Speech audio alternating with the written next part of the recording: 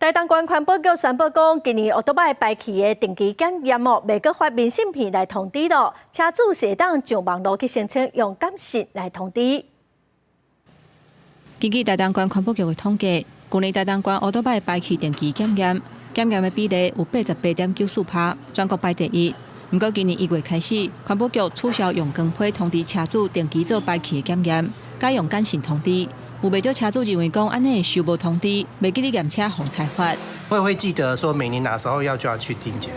不记得了，就怕老人家有的不会用，还是没有智慧型手机这样。环保局表示，台东县有10多万架奥多拜，因为全国推动净零排碳，减少纸的使用量，今年开始才会改用简讯通知，而且奥多拜店协助车主上网申请简讯的通知。我们这2、3年都一直在跟定检站一个合作，就是拜托定检站说，当你的客户有这样一个需求的时候，也麻烦帮忙去提醒一下车主这样子。